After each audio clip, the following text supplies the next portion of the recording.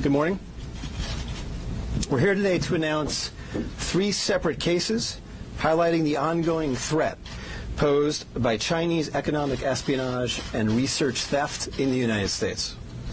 First, the arrest today of a Harvard University professor for lying about his participation in a Chinese foreign recruitment program. Second, this morning we have unsealed a separate indictment of a Chinese national working as a scientific researcher at Boston University who failed to mention on her visa application that she is also a lieutenant with the People's Liberation Army. Finally, this office has indicted another Chinese national for trying to smuggle vials of biological material out of the United States to China and lying about it to federal investigators. That defendant, whose entry to the United States had been sponsored by Harvard University, was a cancer researcher at a lab at the Beth Israel Deaconess Medical Center. So, this morning, the FBI arrested Dr. Charles Lieber, the chair of the Department of Chemistry and Chemical Biology at Harvard University, for making false statements regarding his involvement in China's Thousand Talents Plan and his affiliation with the Wuhan University of Technology. The complaint alleges that Dr. Lieber signed a contract with the Chinese university in Wuhan and was paid up to $50,000 per month, plus up to $158,000 in living expenses, and awarded more than $1.5 million to set up a research lab at the Chinese school and work there on researching nanotechnology. Lieber also joined China's Thousand Talents Plan, according to the complaint, a Chinese government-run program designed to entice scientists and researchers in the United States to share their research expertise with China. At the same time, Dr. Lieber was receiving U.S. grant funds from the Department of Defense and the National Institutes of Health. National Institutes of Health spends up to $39 million a year funding medical research in the United States. Those programs required Dr. Lieber to disclose if he was working with, including receiving funding from, any foreign power. When questioned, Lieber hid his involvement with the Chinese entities, including specifically disavowing any connection to China's Thousand Talents Plan. Meanwhile, based on the complaint, it appears that China paid Lieber hundreds of thousands of dollars over the years for his involvement with the Chinese entities and for his work on research for Chinese gain. Also today, a federal grand jury indicted Yanqing Ye, a Chinese national, with lying on her J-1 visa application, making false statements to Customs and Border Protection, conspiracy, and being an unregistered agent of the People's Republic of China. According to court documents, Ye is a lieutenant in the People's Liberation Army, but she concealed her military connections while employed as a researcher at Boston University's Department of Physics, Chemistry, and Biomedical Engineering Center for Polymer Studies. The indictment alleges that a colonel in the People's Liberation Army and other military officers from the Chinese National University of Defense Technology gave Ye numerous assignments while she was in the United States, such as conducting research, assessing U.S. military websites, and sending documents and information back to China. In April 2019, Ye was questioned by customs officers at Logan Airport on her way to China. According to the indictment, she lied about her involvement with Chinese military projects. A border search of her electronic devices showed that Ye had compiled information for the People's Liberation Army about 2 U.S. residents with expertise in robotics and computer science.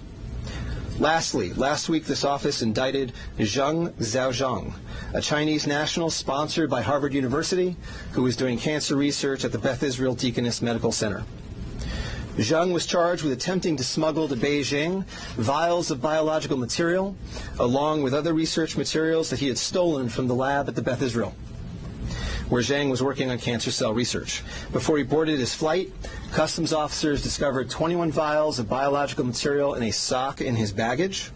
When confronted by the officers, Zheng initially lied and said he was not traveling with any biological or research materials.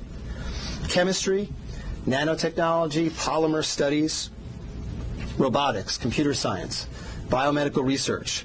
This is not an accident or a coincidence.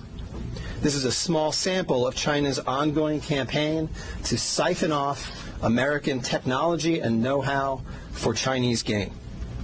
Recently, Attorney General Barr referred to China as this country's primary rival. Similarly, FBI Director Chris Wray recently told Congress that right now there is no country that poses a greater counterintelligence threat to the United States than China.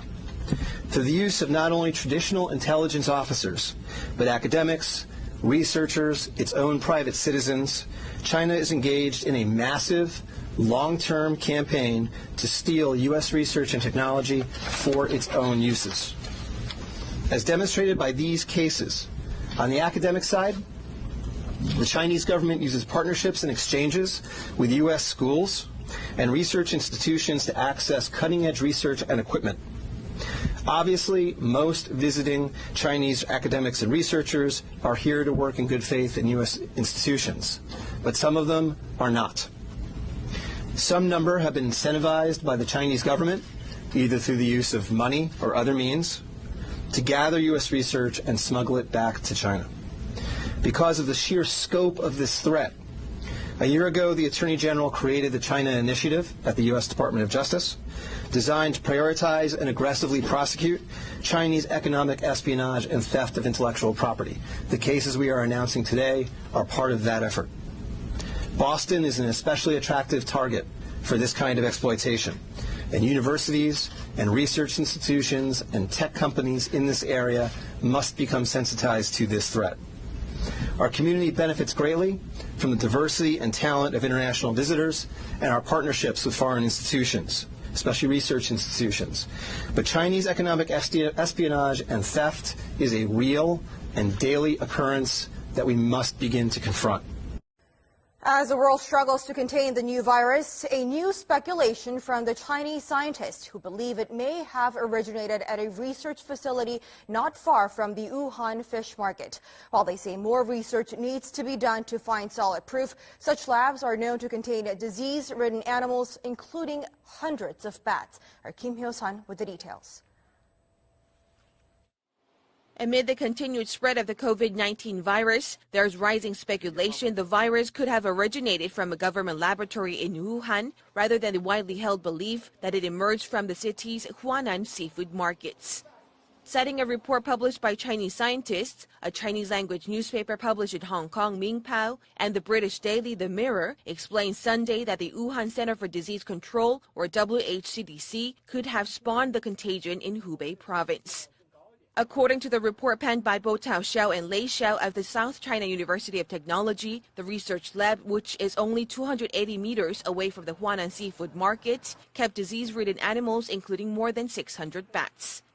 It stated that while it's plausible the virus was leaked from the lab and contaminated initial patients in this epidemic, more solid evidence is required through future study. The report also raised a possibility that the Wuhan Institute of Virology could have leaked the virus while it was carrying out tests involving Chinese horseshoe bats.